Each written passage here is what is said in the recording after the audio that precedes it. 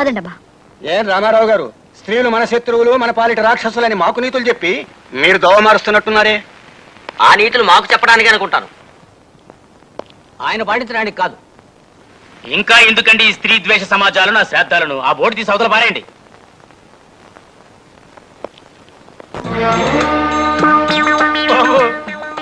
రక్తం అంతా ముఖంలోకి వచ్చేసింది.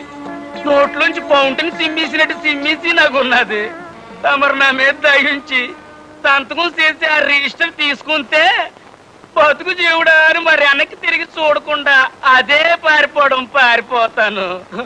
బేగ సంతకం చేసేయండి బాబు. సరే, ఆసనం దిగు.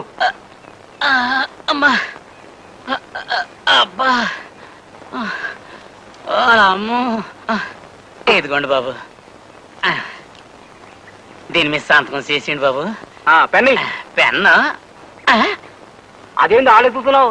అమ్మ, నా చేపేది ఏడుంది కదయా. అమ్మా, ఎక్కడున్నదా బాబు? నన్ను ఎంతగా తలకిందులుగా ఉన్నప్పుడు జేబు నేలకి దగ్గరగా ఉన్నది కదా బాబు, అందుకే నన్ను ఎక్కడ ఎదుగుతున్నాను బాబు. ఇదిగోండి బాబు పెన్ను. మహాప్రభు, నా మాట ఏమిటి? ఇంకా నేను శవాసనం వేసేనా? సిత్తి తీస్తా. అరగంటైనా శివశాస్త్రం వేయలేనుడివి నువ్వే మర్చిపోయా. గుండె గారి నోట్లోకి వచ్చింది మహాప్రభు. పొరపాటు దాన్ని ఉమ్మేస్తానేమో భయంగా ఉంది. బాబు, తమకు ట్రాన్స్ఫర్లు ఊరు మారడాలే ఉంటాయి కదా బాబు.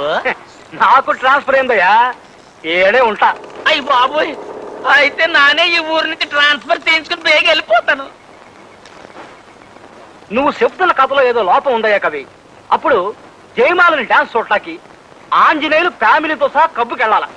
ఆంజనేయులకు ఫ్యామిలీ లేదు మహాప్రభు. ఆయన అస్కలిత బ్రహ్మచారి. ఆయన క్లబ్బులకి వెళ్ళి డాన్సులు అవి చూడరు. ఇరికిచ్చు, అదే మన కథలో వెరైటీ. దూకావు, కడుపు కదిలింది మహాప్రభు. ఆ దరిద్రం కూడా నోట్లోకి జారుతుందేమో భయంగా ఉంది. నేను ఇప్పుడు వస్తా. శ్యామలా, బాత్రూమ్ లో చెమ్మె నీళ్లు పెట్టు, ఆ తర్వాత బకెట్ నీళ్లు కొట్టు.